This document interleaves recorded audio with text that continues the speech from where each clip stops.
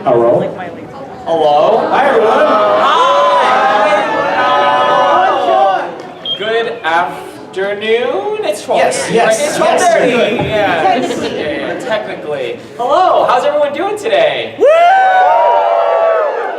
Yeah, some familiar faces, some new faces. Welcome to Voice Acting 101. We are your professors for the afternoon. I guess we'll just go around and introduce ourselves first. My name is Nicholas Leung. I am sometimes a voice actor, sometimes a musician. But Did anybody go to the concert last night? Did you see him open? Did he kill it or what, right? Thank you.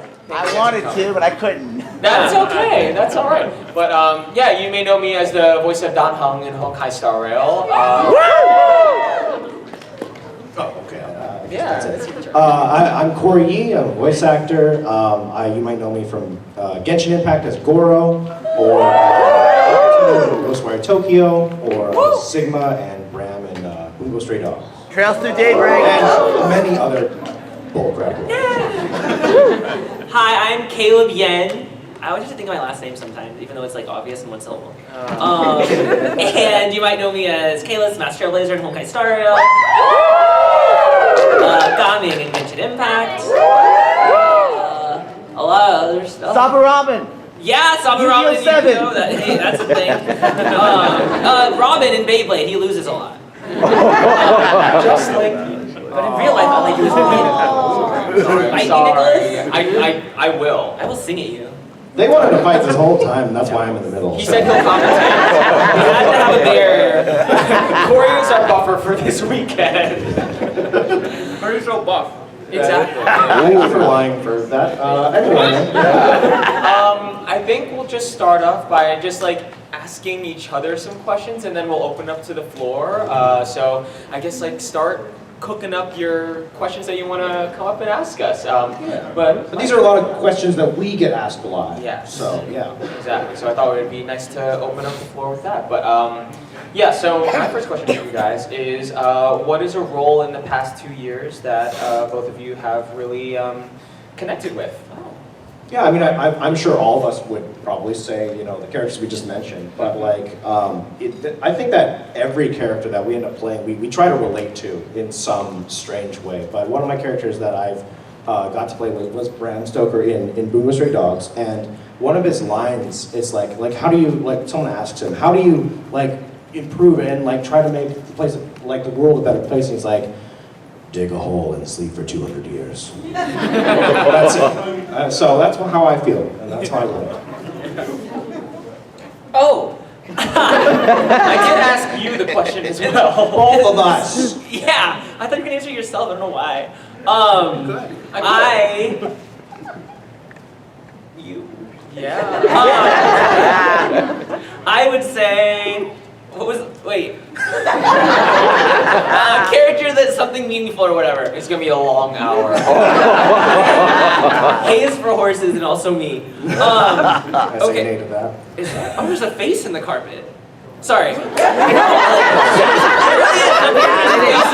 Before he answers this question, which he is taking forever to do, did you notice that I have two CYs up here? We have Cory Yee and Caleb Yen, and I'm lucky to be sitting next to the sharper CY. I'm going to Cory Yee you out of this building.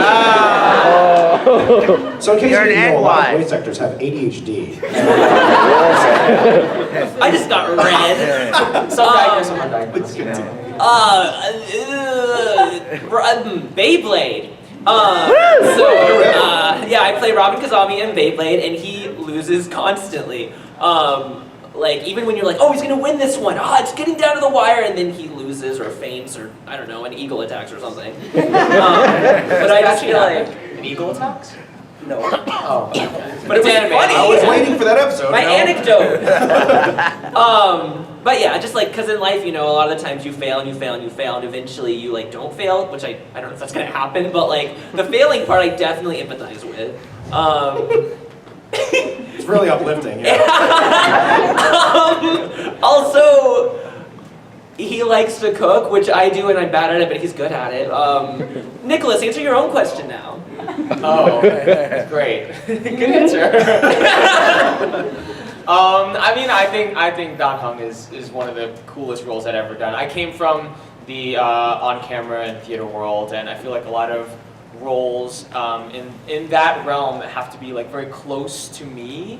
And Dan Hung is a good combination of like someone that's far enough away from who I actually am as a person, if you couldn't tell. But there's a lot of things that I still like connect with him on, like on a character level. Like I think that he loves his people. He doesn't like to show it in like the most obvious ways, but you know I think it comes out in very key moments in the story. I think that I wish I was as smart as him. So One day. Exactly, one day. I'll get there. I'll get there. What'd you say? I said you're so good at acting. Anyways, Cory, do you have a question for us? Yeah, so is anyone here interested in becoming a voice actor or voice acting? That's great. Thank you for being here. Yeah, and thank you. It takes so much courage to be able to just take the time to do that. So I applaud you for that. One day your faces will be in the carpet. Yes, exactly. One day you will have beef with your You can't friend just on say stage. that out loud. All right, so my question for you guys is like, you know, for when you were a beginner or for beginner voice actors, like what's some advice that you could give them for practical or just starting out? Oh man. Well, I think for me, the biggest thing for voice acting was always like having a strong imagination.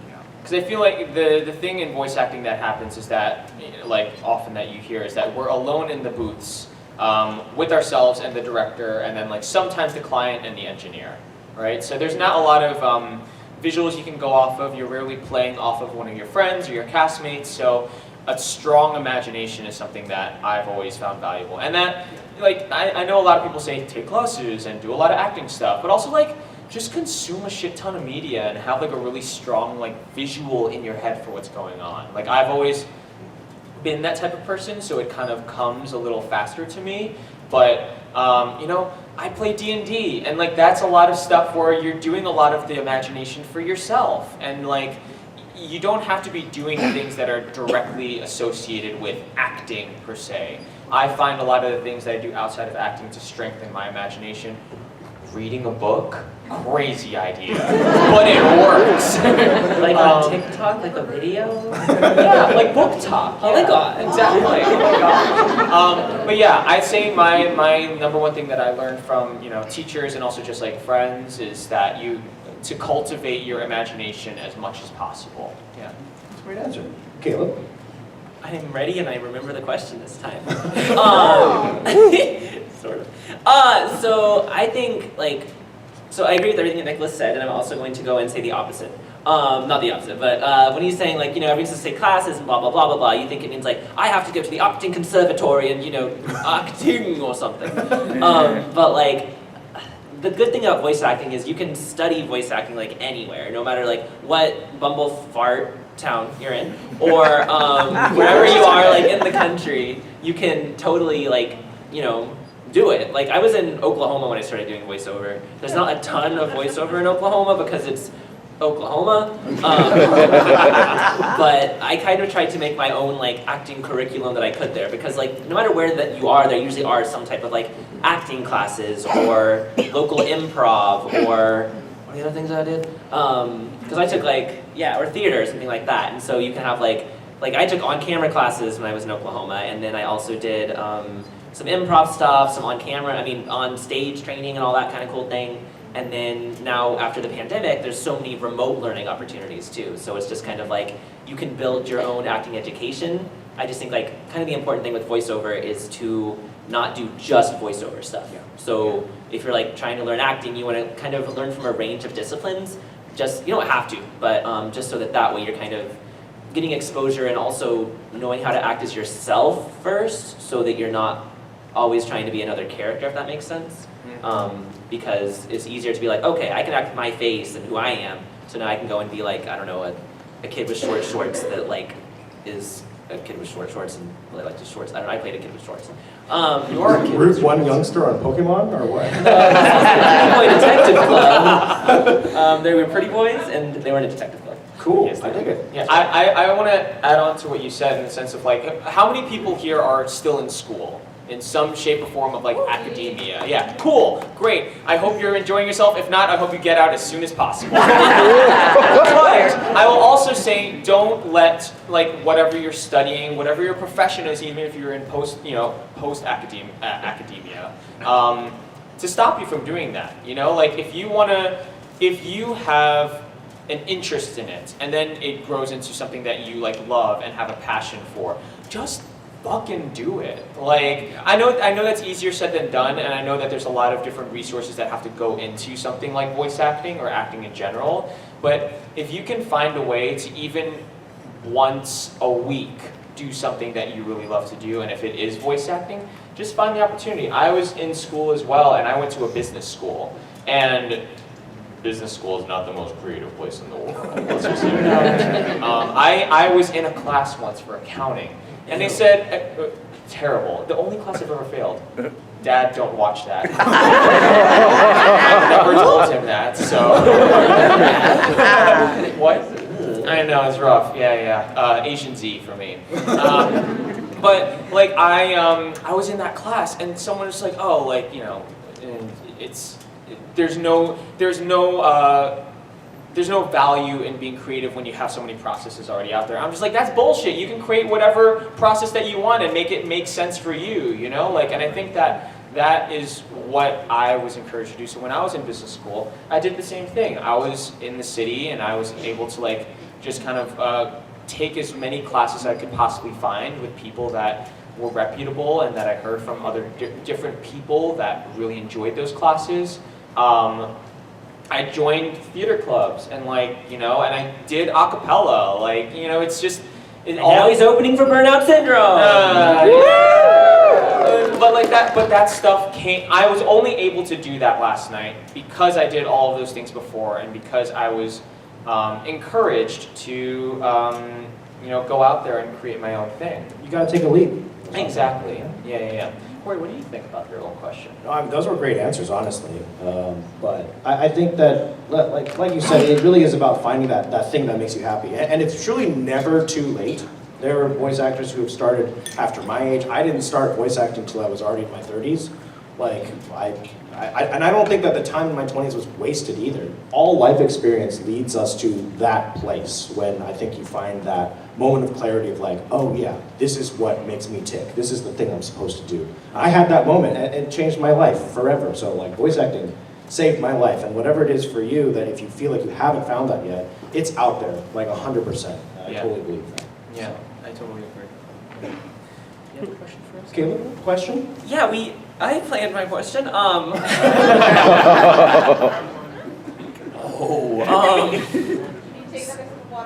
Yeah, exactly. I wish I could do that thing where you have like the water and you gargle it, and they have the puppet, but I don't have a puppet and I can't gargle. So.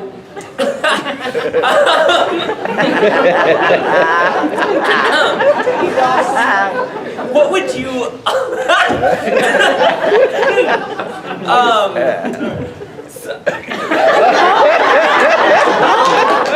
Oh, where am I? I have amnesia. He's kind of into a panel. I don't know what question to ask. I just think like what would you say like in your voice acting career and your acting careers in general would be kind of your like, what was a big barrier to like going forward? Like something you were like, I don't know if I'll get over this, whether it's something with your own acting insecurities, or if it's just kind of an actual like physical barrier, or family or friends or whatever that might be. Man, that was pretty good for off the cuff. I mean, I thought of that really hard. No, it's a good question. Despite your self-confidence in it. That's my barrier.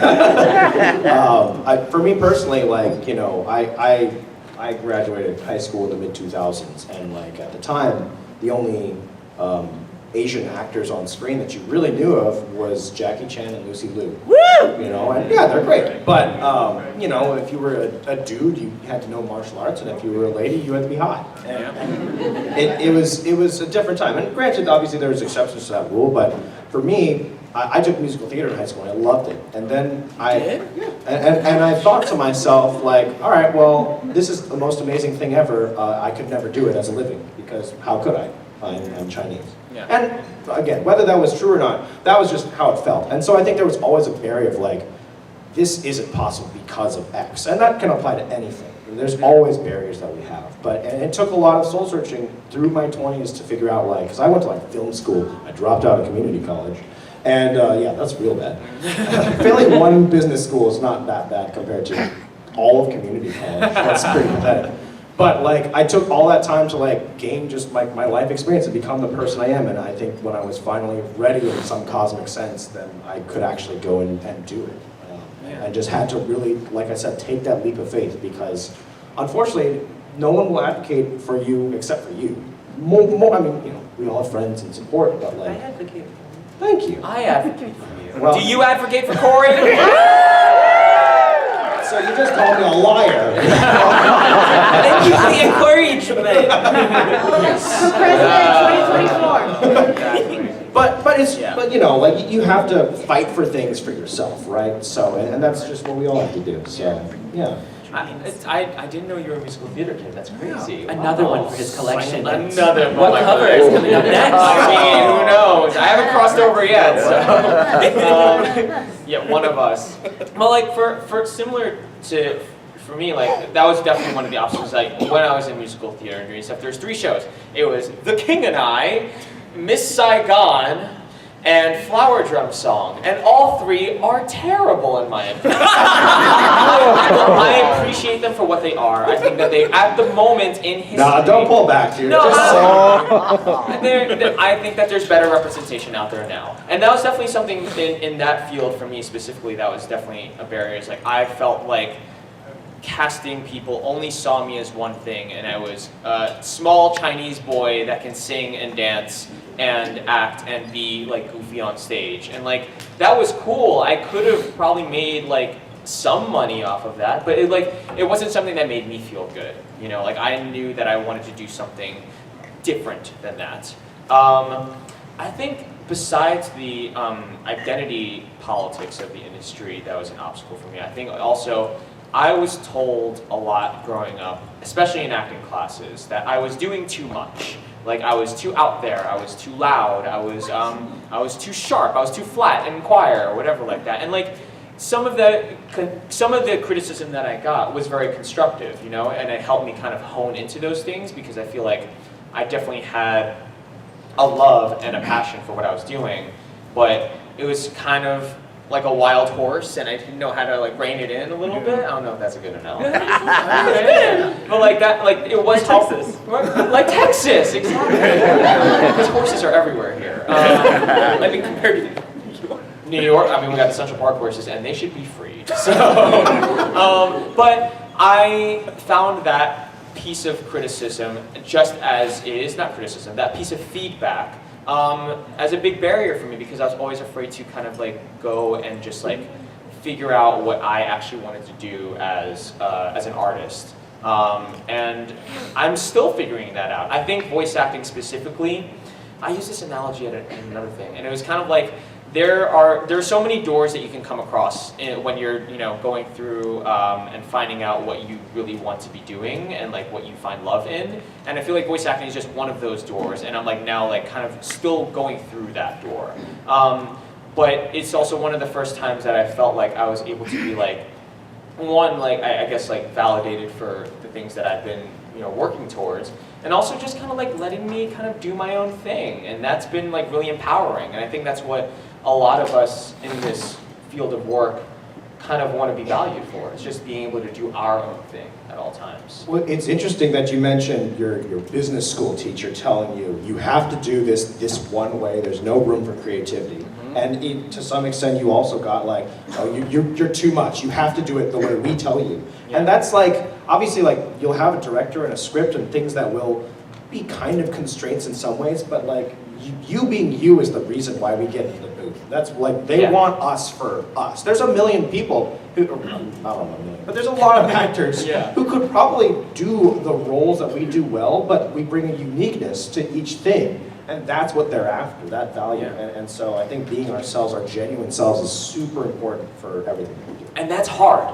That is hard to figure out, and you don't have to rush that. You will find that, and like, you won't even know when it happens. It'll just be like, you know, one day you look back and in the past 6 months you're like, shit, I feel great about myself. And it's like, that's a cool feeling. And you won't know when it happens, which is annoying. But when it does happen for you, and it will happen for all of you in whatever you do, it's gonna feel really freaking good. So, yeah. Caleb, what's the answer to your own question? Do you remember it? Yeah. Thank you so much for asking that question about my question. That is a good question to ask. About this question that I previously questioned you with. I am not, thank you. I don't know, I think, I was listening intently. Was it No called obstacles, active? he's just a natural, he's too good. Active listening, I was doing that, that's an acting thing. Now do some active talking. That's usually my problem. I guess it's just kind of like, okay, so I only started acting, does this count as an obstacle? I never knew what I wanted to do in general. Like, I went to school and I was like, wow, you know, I can get good grades and do what with those? I didn't think about that part. And so I was like, I'm gonna be in business. And I was like, that makes sense because business has money. And then I was like, but I like creative stuff. What about being in marketing? And I was like, I don't know what you do with marketing, but I'm gonna take these classes. And then I was like, oh, I hate this job. This is bad. Especially because the first job I got wasn't even really related to marketing. It was just kind of like in contracts, which I had no idea what I was doing in contracts. And I was kind of just like, I don't know what law is. But, so at that point, there's my barrier. I was just like, what am I doing? And so I was like, you know, I was just like, you know what? As a kid, I did a bunch of acting. Like, I did a ton of acting summer schools and like summer camps and all that kind of stuff. I was like, I'm gonna be happy again and do this. And so then I was like, okay, let's take all these acting classes because like, I'm not doing anything else besides being like sad at this job. And then I was like, I don't know what to do with this either. But eventually just kind of, I guess my barrier was I didn't really have a plan. I wasn't like, I'm gonna become an actor, I'm gonna do this. It was kind of like, I just kept learning more and more, and then eventually it was like, oh, I know enough to do this next thing, or now I know enough to like audition for this, or now I know enough to go and get an agent, or oh, okay, I'm booking enough and agents are interested, now I guess I moved to LA, and it's like, oh, I guess this is my job now. And so it's kind of like, just never saying no to opportunities or to what feels right in your stomach, to tummy, your stomach? Heart. Heart! What your heart is telling you to do. Or gut, that's the word, gut. And to just kind of like, not listen to all the reasons things won't work, but to listen to the reasons that they actually can.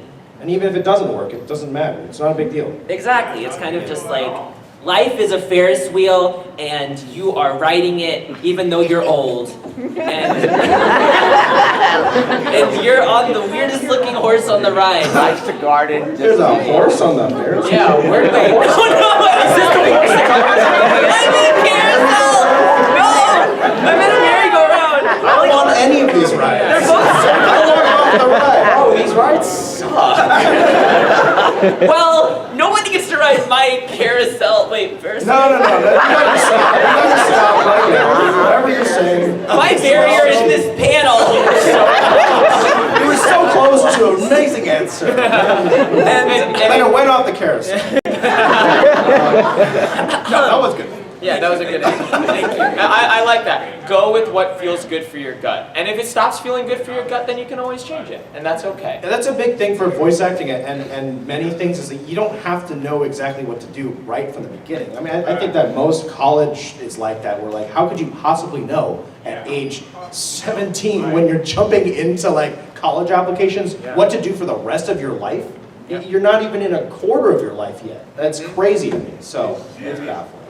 And then also just for the record, 3 of us are here giving this panel, right? None of us thought we were going to be in voice acting. Yeah. Or like necessarily acting in general. Yeah. So There's like, definitely been all periods in all of our lives. I think. yeah, and so it's just kind of like, Yeah. wake up and be like, what am I going to do today? Is that a kid's show? When he says that?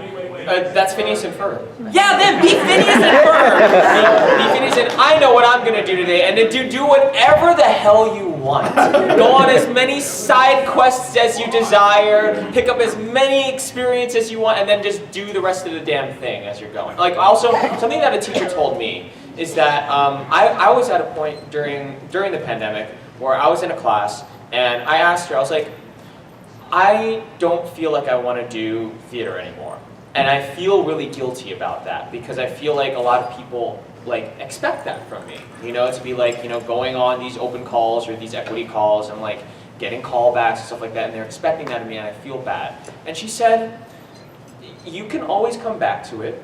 No one's gonna stop you from leaving and coming back. And like, it may just be like a natural thing of like, you just gotta go and find something different for a little bit longer. And I think like the freedom to literally just change directions for however long you want is so I wish I learned that sooner so that I could have felt better about myself as I was going through all of this, you know? And so, yeah. Maybe Nick would be proud of you.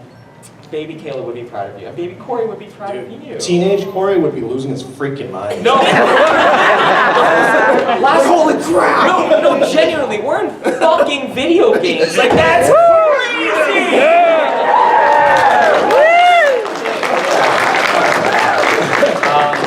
But yeah, we would love to hear some questions from you guys. We have some friends that will have some microphones. So Muse here will have the microphone. If you want to line up, maybe that might be the best way, and then you can ask some questions. I don't know the best way. Feel free to line up in that aisle. There'll be this aisle over here as well. So line up over there. I'm lining up. I'm gonna line up real well. Okay. You want to see? Yeah, we'll split. So we'll take also this aisle as well. Let's divide it into 2 aisles. We'll go between these 2 guys. And just try to be even. We'll have 2. We'll have 2. This song the entire time looking annoying. Oh, is it a go? Testing. Okay. Yeah, is it working? Yours working? Yeah, that one's on. Maybe try that. 1 second, please. Oh, that one says. Oh, that was good. Alright, cool. Well, we'll start over here then. Since Oh, you guys have a lot of questions. You're very curious. I like this. What's your name? Hello, my name is Dana. I'm also known as Cardinal Online, and my Just a little more into question. the mic. Yes. So everyone can hear. My name is Dana, and I had a question. I was curious because as a lot of opportunities do come from fan dubbing, as in when people just go and say, hey, we want to do this silly thing, or make it a bridge maybe, or just try fan dubbing a scene, people do get experience from that. However, now I'm hearing that that's something we should avoid due to legal things. Is that true? I've heard both. I wouldn't say I'm an expert on the legality of it so much, but you can still always do things for yourself. You don't have to release it. You know, you can always record something on your phone or just at home for yourself. I think that one big thing about voiceover that a lot of people think is a big deal is clout. And while obviously there's always certain types of opportunities that you can get by having a fan base, it's not the most important thing for voiceover. There's lots of amazing voice actors that you may not realize are in every single thing that you love, but they're out there and they're working hard and they're making a really good living at voiceover doing it. And they may not be at cons all the time, but that doesn't mean they're not working like crazy as voice actors. Yeah, I think, I'm not sure about the legality with fan dubs, but I would say just do them. And if YouTube hits you with a copyright thing, then just take it down. Like, the thing is like there's so many people trying to create their own thing, and there's only so many things that you can be dubbing over that that compel you to do so. So I encourage you to go for it. I wish I had more legal advice for you. But I would say continue with them if that is the practice that is making you feel good as an actor. And I agree, like posting it is great. Getting like a lot of traction on a post is great because I think that we all live in the world where our minds have been hijacked by my For You page, which is an excellent algorithm. So many good D&D tips there. but I also agree with Cory in the sense of like, as long as it's something that is fulfilling you, and if it happens to blow up randomly, which I think is more plausible than ever now, because I feel like the algorithm tends to just curate so much stuff for very specific people, and those specific people will start catching on to you, then you should just go for it. I would say do shit first, and then if someone asks you questions later, then you'll figure out an answer for that. You know. And I will just say that the massive majority of voiceover work is not hired through social media whatsoever. No. Like the professional voiceover is not done through like, oh, this person had a ton of following from this video or whatever. That's just not how it works. It's all through professional casting. Yeah. And just to go off of that, this is not to go against Nicholas at all or anything, for once. But I think, just to put on my marketing hat for a second, I think one of the reasons that people are like worried about fan dubs and stuff is because if the fan dub does get super popular, then it creates kind of like a brand issue for the company. And so that's why sometimes like, you know, that they might not, that company could potentially, not saying for sure, but could potentially not want to hire you later, is because if you've done this giant fan dub that got huge using their property without their consent, then that's kind of an iffy area. But I don't think there's anything wrong with, again, like not releasing them, doing them for fun, or just kind of like within your own circles, because you gotta train somehow, you know? Yeah. And if you're worried about that, then just put a big caption on the bottom. It says fan dub, you know? Like make it clear that you're not the official person, but you do a really good job. What's that guy that did, the other voice actor that did the dub for Darth Vader, and it blew up? Oh, it's Chad Vader. That was Chad Vader, the worst station. I think it was No. Evan Michael Lee. Evan Michael Lee, Yeah. yes. Evan Michael Lee did this incredible dub of Darth Vader. And clearly he's not Darth Vader, but like he did his, you know, camera on one side and then the original clip on the other side, and it blew the fuck up. And people now know him as the guy that can dub Darth Vader. And like, you know, it's not, I don't know if it's getting him work, but like that was something that gave him a lot of joy, and he got a lot of good practice out of it, because now he's like compelled to like make content that is similar to the live action things that he's loved growing up with. And you know, one is getting good numbers online, if that matters to you, and two, like it is making him happy as far as I understand. So yeah, just you can figure out ways around it. Like I think all of our information is valid. Sure. Right. Yeah. Thank you. Thank And you I so do have a brief present because Dice Goblins Unite. You do? Oh, let's go. Oh! Whoa! Wait, why are there no? Oh! Okay, so I'm describing it. This is a six-sided die that has minus, like subtraction symbols for each value, which is pretty cool because I can -6. -6. I can kill my players faster. And this is a bright yellow D8. Is D8? Yeah, D8. So thank you so much for the gift. I really appreciate it. Thank you. All right, well, why don't we let's go over here. What's your name? Matthew. Hi, Matthew. Hey, it's my middle name. You can like hear me, right? Yeah, I can hear you. First off, real quick, I love that you geeked out. You know, I don't see many celebrities that geek out over that. Ah, we're all geeks. I think you would. It's hard to find voice actors who have not played D&D. Yeah. It's Exactly. very difficult. Yeah. My question is, when starting voice acting, I know it's easier to get a start now due to the COVID and everything was like computerized. I know back in the day it wasn't, I say back in the day, but you're not that old. But back in the day it was pretty difficult. How do you get your start as a voice actor now? Because I know sometimes when people are looking for the start, they would go like behindthevoiceactors.com and they would have like stuff for like voice acting or whatever. So how would you say now in 2024 to get a start in voice acting and career-wise? Yeah, so the question was like, how does one do voiceover now compared to previously with the post-pandemic idea? I think it actually hasn't changed as much as you might think.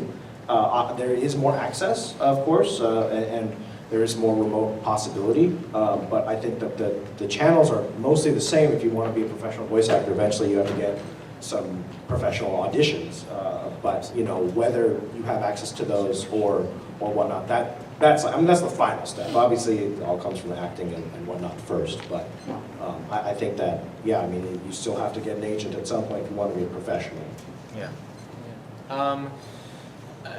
I guess if I were to make a roadmap for myself, what I did is like I started, taking regular acting classes just to get a feel for how it is to like, one, bring myself to a character, and also how to understand like the form of acting, because it's a very specific type of storytelling versus writing versus anything else. And then I would go, start taking classes with other actors that are teaching them that have their own methods, their own kind of philosophies around how to approach character. Then start working with directors, then casting, and then, as you're getting to know people, that sort of like web of people that you know will hopefully lead to employment. It is not that cut and dry. There's going to be a lot of peaks and valleys in that. I'm not sure if that answers the question, but I think when it comes to starting out, it's really figuring out for yourself, how do you approach character? How far are you willing to stretch for a character? And then understanding is like, what am I really good at, and what am I going to make some money off of? Like, I mean, at the end of the day, like, you can bring yourself to a character, feel really good about it, and still, make a profit off of it, which is like what it takes to make a living. That's like the business side of it. Don't worry about that; you'll get there. Yeah. Just really quickly, I guess. That wasn't very quickly. My brain broke again. I would say that there's iwannabea.voiceactor.com, which is D. Bradley Baker's website. There's also stuff about what to do, where to go, all that kind of stuff. And then there's also, is it the VAC, Kira's? Yes. The voice acting club. Community club? Voice club. Yeah, voice acting club, and that's Kira Buckland kind of runs that. It has tons of resources, tons of other voice actors that are budding remotely, figuring out what they're doing, and just kind of a great place to start and be like, what do? There's like audition opportunities there, unpaid, paid, lots of stuff like that. So that's a great place to start, just to kind of be like, what is out there? So I want to be a voiceactor.com. Go there. One last thing to add to is that because so many people are remote, you're not like if you lived in LA, you're just surrounded by annoying people who are in the industry. But that's also good because there's so I know. There's so many of us who are just like you'll just run into people like, oh, I'm a writer, I'm a producer, whatever, and they're just around, and it is easier to kind of just like back in the day, as you said, you could go in person to a workshop. Now that access is essentially unlimited in the world because you can take a remote class. But that said, you have to know when you're going to be ready because you'll only have that few hours session of the workshop, and then that's it. You might get an email or something, or you might be able to email, but you have to decide for yourself when you're ready, and I think that presents a new challenge. I don't know if it's better or worse, but it's a new It's a one. thing. Yeah. It's just a thing. Thanks for your question. Appreciate it. one answer, like one of us Yeah, answering maybe. saying, Yes. Yeah. Hi. Hi. We talked yesterday at Voice Actor Palooza, do you remember me? Yes, we do. I was going to say, I'm something of a voice actor myself. Cory, I was almost going to take your class with Jun Yoon that one time. Well, I was going to, but then I didn't. So, hi, nice to see you this time. next time. Next time. Yeah, Jun Yoon is a really good, That's true. he's a very Junior with good Red Side resource. Studios. He hosts all sorts of cool workshops. Yeah, I recommend. Anyways, back to the topic from yesterday about green apples. I'm willing to concede that green apples might actually have some scientific Yes. background to it. Yes, they do. However, green apples are super duper gross. Are there any alternatives to that? So for those who don't know, green apples are typically known as the food to help with saliva and spit stuff. So Yeah. I No, go. No, please take it. but yeah, like basically anything that lets you have generating saliva is good because your mouth needs natural saliva to be able to just like not sound too smacky. Yeah, that sound. Like just while talking. So you were saying like Sour candies, sour if you like them. Ginger candies, stuff like that. It helps. And then good old water, 2 hours before you. It's before drinking before. Drinking during is good too because it'll save you for the rest of the session. But before, you need water in your system already. You can't just like pour water in your mouth. It's like, all right, I'm hydrated. Like that has to go through the system. Thank you so much. I need a picture. I'm a fiend for this. Like, but before a session, I had a really intense session a couple months ago where I was like screaming like my face off, and I was chugging water like for 24 hours beforehand because I knew that this needed it. And the thing that I have about that, I know we just said one super thing, but water, your whole body needs water, right? And your vocal cords are a muscle, but your vocal cords are probably one of the smallest muscles in your body. It's going to be the last thing that your body funnels water to, which is why you have to drink way beforehand, because water's going to go everywhere else before it goes here. So hydrate as far in advance as possible so that your body has enough time for it to absorb all the liquid that you just intake. And tea, there's a lot of good tea out there, just not caffeine. Yeah. It's also supposedly the maltic acid in apples that like helps you with the saliva stuff, and you can buy that separate from the apples, so you wouldn't have to eat the nasty apple. Does it have to be green? Because I like Green gala is the apples. best. Okay. Yeah, actually, it is specifically green because it's in the. But the maltic acid you can buy, and then you don't have to eat an apple. Yeah. Google I'm has not- some more scientific answers. That doesn't give me a good image. Just eat the acid. It's okay. Hey man, you don't like apples, I don't know what to like. Logically, I know, like, okay, we eat dihydrogen monoxide all the time. That's fine. But, just the way you say it. True. Thanks so much. Yeah, Of thank course, you. yeah. That one was the one. Caleb loves acid. Oh, I thought Pokemon. Hi. Hi. Hello, what's your name? I'm Kara. Hi, Kara. I wanted to say before I ask my question, Cory, I love your performance in Girl as Bitch. Thank you so much. Girl. My question was, do you recommend Casting Call Club? What sites do you not recommend to go to for voice acting? I don't have any specific. Voice So they were asking like, what do you not recommend? And there are some pay-to-play sites. It's always up to you whether you feel like that's worth it or not. Like some are like Voices.com or Voices123. We generally don't recommend that because that's just not how you should be conducting business, is spending money to not even necessarily get work. I mean, you shouldn't have to pay. Like we have agents that take a cut of our pay if we book. We don't pay them up front and then they might get us work. That's bullcrap. So anything like that, it is up to you whether you think that that's worth it or not, but we generally don't recommend it. And then anything that's like, there's a workshop, just anytime you're looking for workshops, make sure that that person is actively working. And like just know like, oh, they've done something within the last year. That's good. Because you don't want some guy who's never worked on anything in your life, or in their life, then be like, hey, I teach voiceover, and you can make lots of money. Like, that's a lie. So don't listen to that. That just reputable sources are people who are working. You can find people fairly easily. Thanks so much for your question. Appreciate it, yeah. Bye-bye, have a good day. Have a good day. You too. How you doing? Hi. Hi, good to see you all again. Yes. Sorry, I really wanted to see you in the concert, but because I never heard of that group. Do not apologize. I'll post a video. I hope you don't mind, but I have a question for each of you. The first, and I may include you in their questions. Okay, first one's for Nicholas. Since you and Kayla both work in on Honkai, I believe. And I've never played the game before, but considering how everyone loves that game, I'm thinking about buying it. What would the two of you say would be the most favorite scene that you worked on that would actually send a message to all of us who either not played it, or you don't like to say, hey, I want you to play this game, it's really cool. Oh, man. Oh boy. Let me think.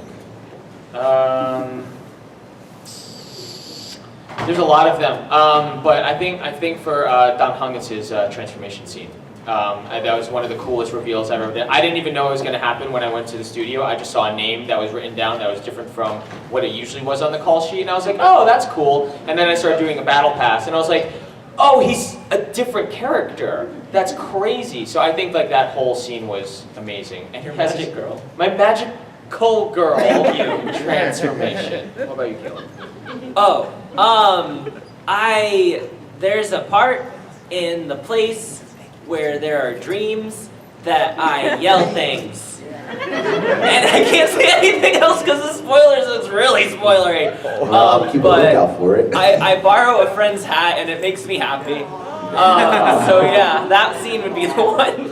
Okay, I'll consider buying it. The second question is for Cory, and of course Caleb. This is about the Trails franchise, which you are both in. When you, either before when you auditioned or you like got the roles for your characters, were you guys fans of the original 1 through 5 Trails, like with the Erebonian arc, or did you play them? Or how did you hear about the auditions for that game? That was an agent thing, but I have tried to play. 1 is so long, and I want to play all the side quests in it. I And so I've started recommend 4 it and 3 5. times. They're so good. They're much easier. They're so good, but I've started it 3 times. I played the entire thing on PSP when I was in Spain, like a long time ago, and I don't remember any of it, so I keep trying to replay it, but I can't. There's just so many cycles, but I love it a lot, so I did like it a lot when I was in it. I am a robot baby.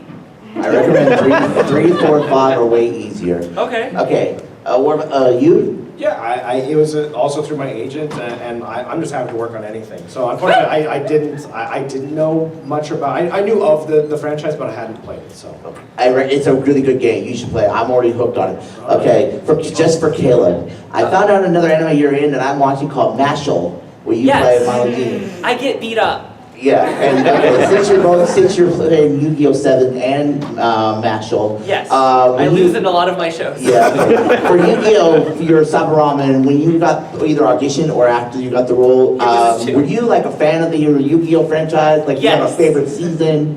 I mean the first one, because I super grew up with Yu-Gi-Oh! Because like I played it. I played the card game at school. We had chess club and I hate chess. But Yu-Gi-Oh! Exactly. Okay, so this is where like Nicholas was saying, watch all the media and stuff comes in handy. There's an accent known as the Mid-Atlantic accent, and you need this for like all the fantasy projects, all the swords and shields, and like I'm not American, but I'm not quite British either.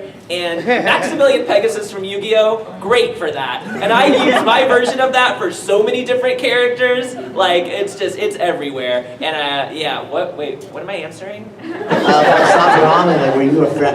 Yes, I like Yu-Gi-Oh! a lot. Yeah. Okay, and also one more thing, I know that Sabaramen and Bryson character are friends. Are you friends with him in real life? Yeah, I've met him. Yes. And I've met him.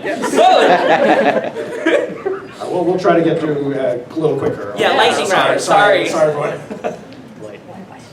So, thanks y'all for coming here, and my name is Joel. I had a question because I have a job separately where I have to talk for 10 hours a day unrelated to voice acting, and I've noticed that afterwards I can get pretty fried and it makes it hard to work. Any tips you have on for recovering? Yeah, Nimjong is incredible. It's like a throat coat. That's great. I also recommend, if you like really want to, just starting to. I've done a lot of voice classes. I was a singer first, and I think that learning how to speak in a supported and healthy way helps me kind of keep going throughout the day, because I'm a yapper. And you couldn't tell. What? Me? That's new. But like I've been in positions as well where I'm like working like a customer service position, and I'm working for on my feet for long amounts of time, and I have to talk to a lot of people. And then at the end of the day, I have to go to a rehearsal or something. So learning before you do any supplements, before you get any other the throat coats and stuff like that, I think having a good support for your own voice is going to be really, really helpful. And you can look up some stuff on YouTube, but I recommend just taking like 1 or 2 voice classes, because just learning how to breathe properly is going to be so good for you, because you also realize that like your voice changes with that in a really positive way. I'm sorry that you have to work for 10 hours before you get to do all those things, but I hope it gets easier for you. Thank you so much. Yeah, of course. Yeah, you too. Hello. Hi. My name is Derek. First, we'll say Marketing Bros Unite. Yes, let's go. I just had a question. Because I'm an aspiring voice actor. I started taking acting classes this year, did some professional recordings earlier this week. I just had to go off someone else's question, what would be like a good next step to kind of just put myself out there? Like, I was considering voice 1, 2, 3 because I've heard mixed things about it, but or like Fiverr or whatever. Like, what would be like a good next step?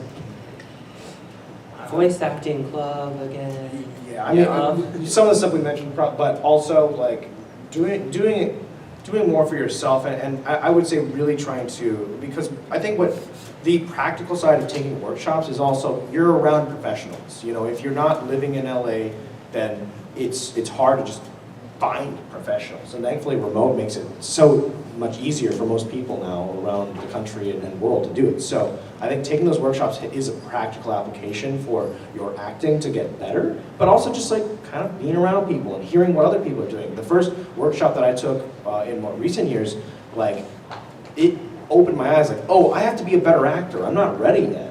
And that made a big difference, just seeing your peers. And it's really eye-opening and humbling, but also really just cool. It's like, holy crap, they're so amazing. I want to be that good. And so I think that those workshops will really make a difference. Thank you guys so much. Absolutely. Thank you. I love this, Holland. Hello, my name is Clayton. Nice to meet you. And my question is, what is your least favorite character or scene that you ever had to record, and why is it your least favorite? I had to do a sex scene once. It was so uncomfortable. Yeah, I just like, I didn't know it was happening. I didn't mind it by the end of it because I was just like, all right, I guess I'm fucking doing this. But What project was that? It was a live action dub. Oh. Yeah, but like, hey, I got to play a really hot guy, which was cool. But yeah, that was tough because like. Oh, that was you? I was the other. No. We know each other so well now. But yeah, that was probably hard because very, very, very obvious reasons. Yeah. I actually love everything I've ever done. I like it all. Yeah, that one. The sex one, yeah. No! Thank you. Thanks for your question. Appreciate it. Hello, my name is Holden, and how's it going? My question is, how important is vocal range and pitch control when it comes to voice acting? I feel like Caleb has like an insane range. Like you can. Yeah, I mean, it doesn't, like, range is good. Like, you know, it's kind of like if you, range just means you have more tools in your toolbox or whatever, right? So you can use a wrench, I don't know toolboxes. You can use a screwdriver, you can hire someone to use the toolbox because I am bad at that. But it's kind of just, it's another tool in your arsenal, right? Like, if you think about most of the, like, big impactful voiceover performances that come to mind, it's people using their natural voices. And what you'll be cast on most of the time is something close to your natural voice. And so kind of, again, you don't have to have a huge range to go and book everywhere. There are some people who do have a huge range and still book on their natural voice, like all the time. Like more people than you would think. There are a lot of like leading man type voice actors that are actually character actors, but what they're getting booked on is just their natural, I like rocks kind of voice, you know? So yeah, that's gonna be my answer to that one. Like, if you focus on the acting first, and then if you want to try and develop your range later or figure out what that is, then just kind of get to that when you get to that. Awesome. Thank you. Yeah, thank you. Hello. Hello. Hello. Hi. My name's Serenity, and I like going to Straight Up from Crash Starro, so I have two questions. So, on YouTube, I watched a couple of back live streams, and it was a couple of you guys voice actors, and I wanted to ask to Cory and Nicholas, what was it like to possibly losing the 50-50 on the pulls?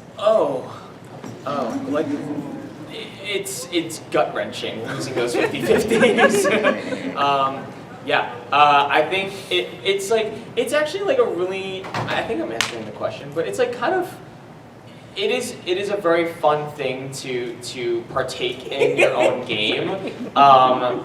In that form of partaking, my wallet hates me. Watching him lose is really funny. Oh my I'm sorry, God. but he like takes it really personally. I do.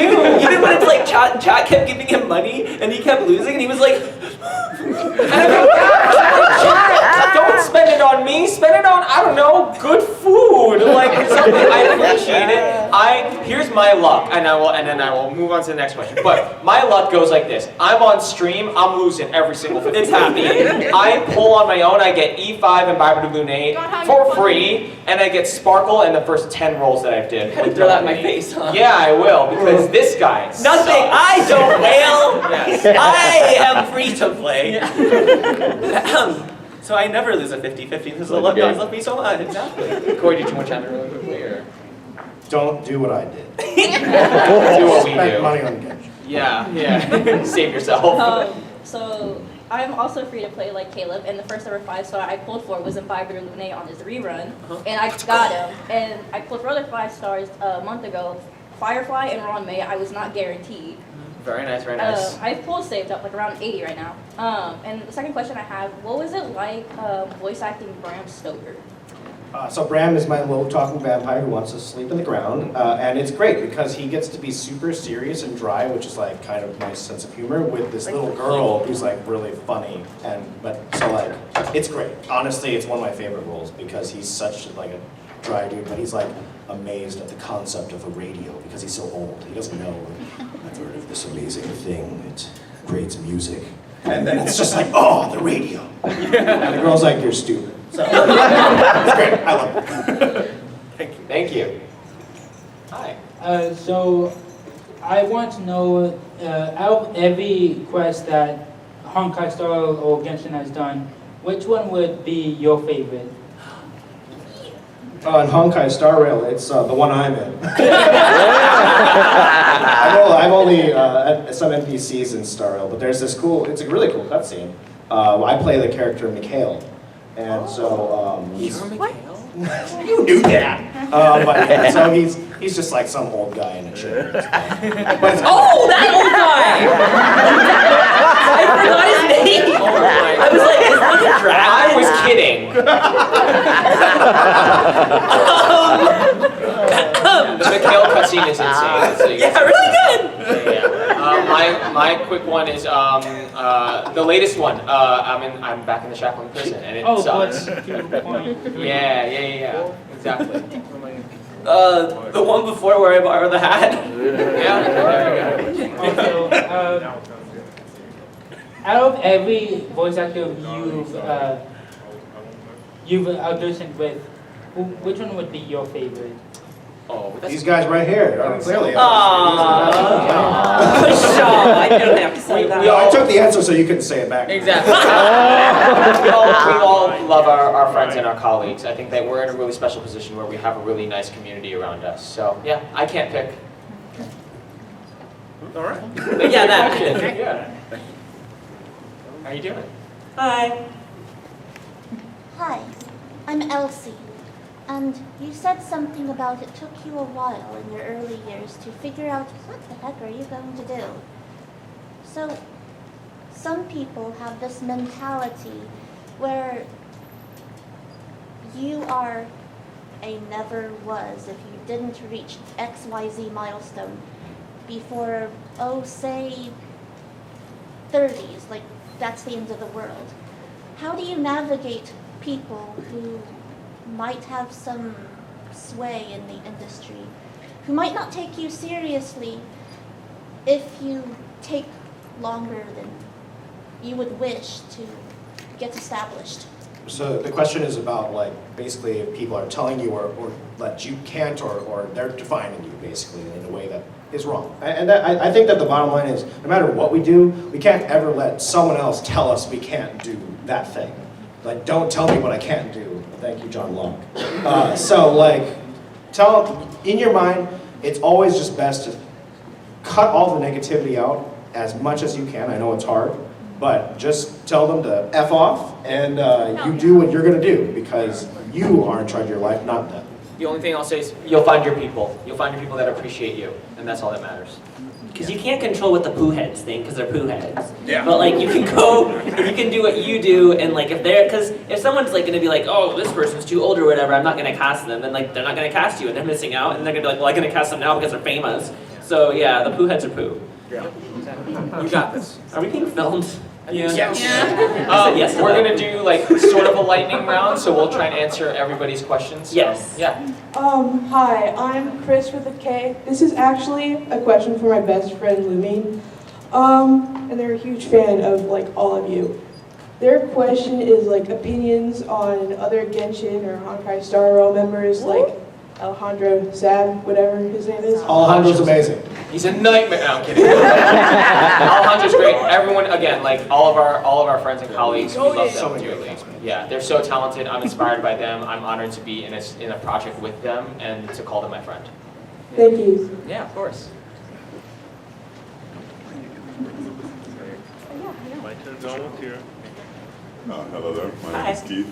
I just had a question of, would you say it's more important to focus on making the rounds in like workshops or building your demo reel up? Workshops first, because you need to make sure that your base of acting is there. There's no rush to make a demo. Making a demo is the not end, but like it's towards the end of the journey of workshops, because you need to have the acting base and to really discover yourself and the voices you can do, the characters that you can portray. All that takes time, and workshops are more important. Don't ever feel like you should rush to make a demo. A lot of the like 6-week workshops have like, oh, and you'll make a demo by the end of it. There's no fast track. There's no, like, it's a marathon, not a sprint. So, like, I think you'll know when you're ready, and hopefully your mentors will be honest with you and be like, I think you're ready now, as opposed to just like 6 weeks, you'll be done. Like, it's always in your time. Thank you so much. Thank you. Thank you. Hi. Hi. My name is Joseph. Nice to meet you all. Joseph. First, customer service bro for the win. Yeah. Mine is a bit of a skill question. Do you think that there is a difference in your voice acting if you try to memorize a script or not? Like, Oh, we never get to do that. Never get to memorize. You don't actually memorize scripts? I've gotten really good at looking down at a sheet really quickly and looking back up. Okay. Yeah. So, yeah. Because I've been told there are times where just to try and keep it short, I've been told there are times where I'm just reading from a script. Like I don't put it, even though I sound emotional, it sounds like I'm just reading emotion from a script. You know? Yeah, well, the bottom line is, I bet for every one of our most famous, with our Hoyo games, I don't think there's been a time where we've received the scripts ahead of time. Almost ever, maybe they'll give it, but like, it's such a skill for us just to be able to like, all right, you see the script, you see the line, you get the context, go. Oh, so it's almost kind of like cold reading. Everything's cold reading. Oh. Like 99% of it. If you're doing performance capture, that's different because you do have to memorize scripts That's the for dot head the thing. stage and all that. But like, yeah, for almost everything else, it's all cold reading. Oh, insightful. Thank So you. that's what you should work on. Thanks for your question. Yeah. Hello. Hi, my name is Wyatt. I'm a DM, and so I do a lot of random voices all the time. And my question is, I've been playing the BBEG and have a cool voice in my head. I'm hearing the resonance in my own skull. It just sounds really great. I hear the recording back, and there's a glowing voice of myself underneath. And I didn't know whether that was just as a voice actor, is that something that's the wall of just you realizing your boundaries as a voice, if that's something you can work past, or whether that's just that's your voice, you should flee towards that and go find that. There was an article about this that was written by, I forget which publication, but they said that essentially what happens is that we hear our voices different in our head because of all the bones that are in our head, and they're resonating in a different way. So I'd say the more that you can record yourself and get used to your voice, the easier it's going to find ways to manipulate it into the ways that you want it to. Especially for something like a game like D&D where you're going to be doing a bunch of different voices, and that's great practice. The more that you can record yourself, it's not figuring out your limitations, it's figuring out what you want to improve on. I would discourage you from thinking that your voice is limited to something. Sure, there's going to be some things that you won't be able to do. I'm not James Earl Jones. Right, but no one is James Earl Jones. And James Earl Jones knows that he's not freaking Harrison Ford or something like that, or Benedict Cumberbatch, it's knowing what you're good at and then being able to stretch yourself as far as possible. So don't think about as limitations, think about the things that you're really freaking good at and flexing those, We established earlier that Evan Michael Lee is James Earl Jones, though? Sorry, right, yes. I'm so sorry. Thank you. Yeah, thank you. We're getting through them, yes. How are you Hi, doing? my name's Liliana. Thank you for all you guys do for your roles. Thank you for coming here. My question is, what is your future dream role in the VA industry that you're hoping to one day get? A horror game. Yeah. Hell yeah. Spider-Man. Something where I get to sound really hot. Ready, okay. Exactly. Yeah, but where I get to be oh, you're wearing a Nice wig. I didn't come up with the word. Right? He's not a writer. Thank you so much. Thank you so much. Thank you. Hi. My name's Jade.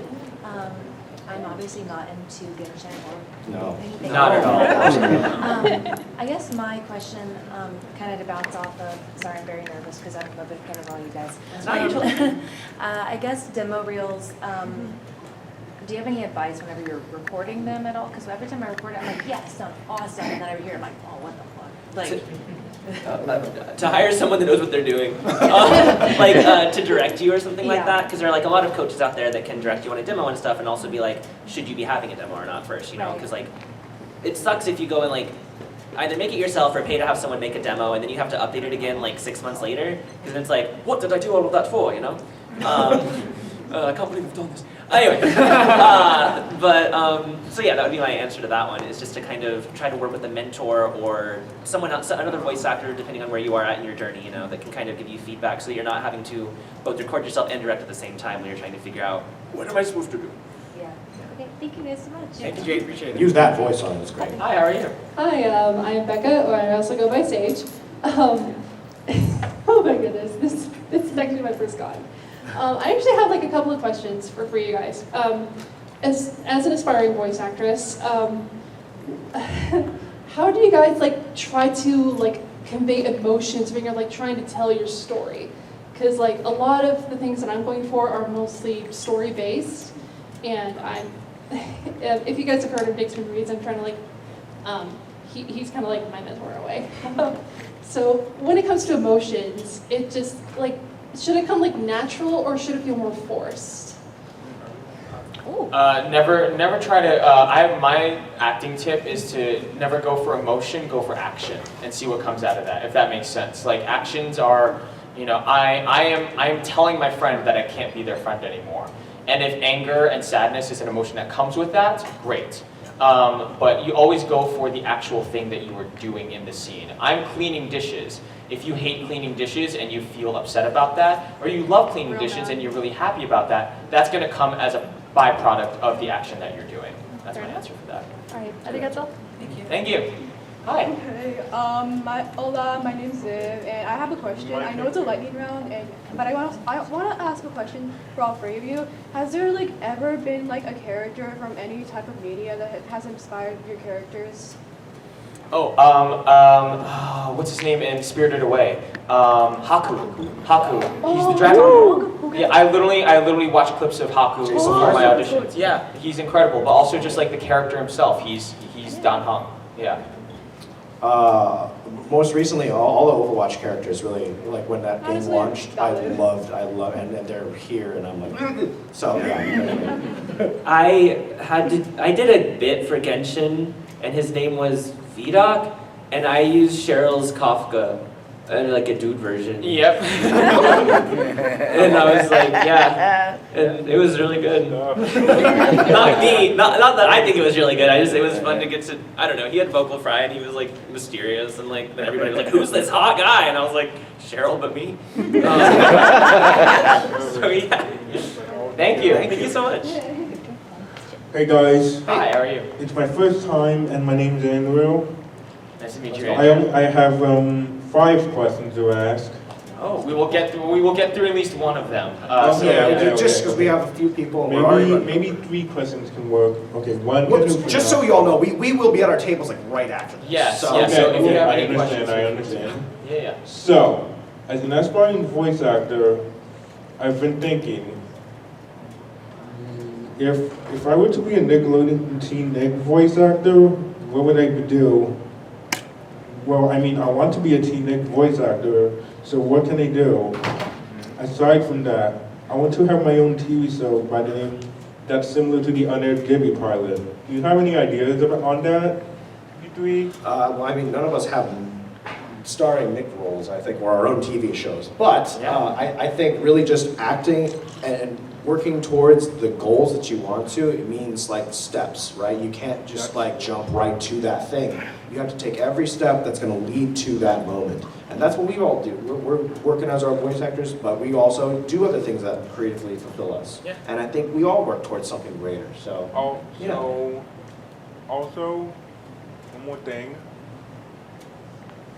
I told him one more thing before I Yeah, we'll be at our tables later on. We'll take your question later on. Thank you. I will take the next question.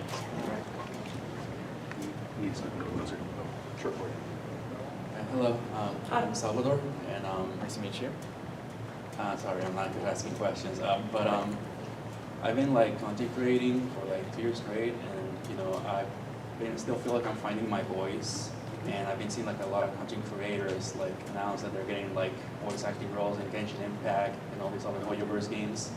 So like I've been wondering, like as a content creator and still finding like my voice, especially doing funny voices as well during my streams. What do you think the next step for someone who has no experience with voice acting? It always comes back to acting. Yeah, I mean, Alejandro Saab is like one of the good examples of this. Is that he started off, streaming and doing stuff like that, but on the side he was doing acting classes, because he loved this. He loved the media that he was consuming, and he wanted to tell a different story besides his own personality. And now he's in, the wonderful position of being able to do both at the same time. But it really does come down to the fact that he was doing it outside of it.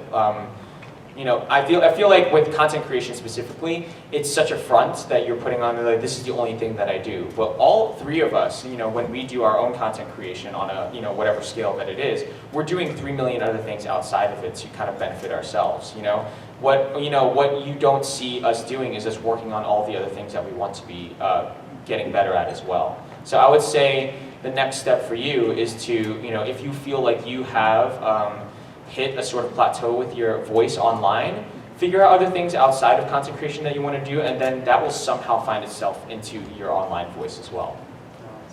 Yeah, absolutely. How are you doing? Doing good. How are you guys? Good. Good. My name's Ethan, and I am wanting to become a professional voice actor and audio engineer, not that sort of deal. Amazing. So my question involves inflection and that sort of deal, where I don't necessarily know how to bring out subtle emotions very well, or maybe I'm holding too long, that sort of deal. Is there any rules of thumb, tips or tricks, anything y'all can give me? There's no rules at all. I think that that's the biggest thing to learn, because I think a lot of voice actors end up coming from a little bit of a technical angle, and really feeling things and letting yourself fully feel emotions is the most important thing. And that timing stuff, engineers can help you with that for the post stuff. But when you're really feeling a real emotion, all that stuff will come into play. Okay. You're saying that. I'm not insane. But sometimes, okay, so in real life, things happen and you feel good or bad or whatever. Sometimes I catalog what that feels like. And I'm I'm gonna pull this up later to act with, which sounds a little insane because why am I thinking about acting when I found out a bad thing. But it's just kind of being aware in your daily life of how it feels to be a human and then being able to apply that to what acting is, because the same thing. That's actually a real acting thing. It's called substitution. It's taught in every acting class. You think about something that in real life that made you feel a certain way, and you conjure that image in your head, and it helps you get closer to the feeling that you're trying to achieve on the page. So, yeah. Thank you guys. No, well, he's not insane. Sometimes. Maybe, we need him to test. Exactly. Hello, my name is Yeah, it is. Hello, my name is Emerson, and I'd like a question. What's the best way to warm up for a session to unlock your full vocal range? And also, how do you approach sessions where you're going to be doing a lot of screaming? Ooh, singing warm-ups. Yeah. Singing warm-ups are really good. Just doing ma ma ma ma ma, something like that. Just don't even. But gentle singing warm-ups unlock your range in a really effective way, because you can do a lot of speaking warm-ups, which is great. But if you want to really stretch yourself for a session, I find that the best. And for screaming sessions, I always do stuff that is I do very minimal shouting warm-ups beforehand. Not to the point where I'm doing some crazy, I'm trying to find an example, but Persona Awakening? Right, Persona Awakening, or any metal screams or something like that. I'm not doing that, but I'm definitely doing shouting to the back of the room sort of stuff. And not to the point where I'm breaking my voice, but enough to feel what that feels like today so that I can gauge myself during a session. I do Linklater vocal warm-ups, which you can look up. Yeah, I like those. Google that. Linklater. Linklater? Linklater? Link a link and later, not now. Okay. Well, thank you very much. Thank you so much. Last two questions. Hi y'all, Hi. I'm Nick. Pleasure to meet y'all, and thanks so Good much. name. Yeah. I know, fellow Porter fan too. Perfect. There we go. So cool. Yeah, so just out of curiosity, when y'all first started out, how did you know which roles best fit your vocal range? Best roles are the ones that we get cast for. We don't choose our roles, but it's not like Oh no, I was gonna be like, you have no idea what your type is until it starts happening. Yeah. I was like, okay, I'm gonna do like, it'll be like, I don't know, 15, 16-year-olds or whatever, which I play, but then it was also like 12-year-olds. And I was like, I guess that's what I'm gonna make my money with. Yeah, you don't know what your type is until you've just auditioned enough that somebody else kind of tells you, because then you're like, okay, and then you kind of pivot in that direction. You can define what you're really good at. I wouldn't say put yourself in a type. I'd say find characters that you really resonate with and you feel like you connect with faster than others, and that will be kind of like what you think is your type. But I've never led in a casting situation with like, oh yeah, like I'm like the soft boy hot guy, you know? Like I'll let them decide that for me. But in my own head, I know that I might be good at that. And also, like, it really depends on the genre that you're going into. For my on-camera and theater stuff, I'm a very different type than what I got cast as in .hub.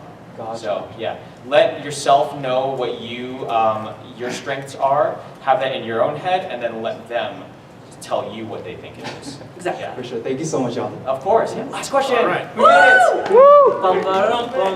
it. Hey, so this is gonna be a really, really stupid question. You want to Yes, I love Perfect. All right, the age-old question that everybody needs to know the answer to. All right, unlimited bacon, but no video games, or unlimited video games, but no bacon. Goodbye, bacon. Bacon's Goodbye, gone. Bacon is gone. Give me all the time in the world to play every single game. I needed to know this. Thank you. How much time in the world have you spent eating bacon?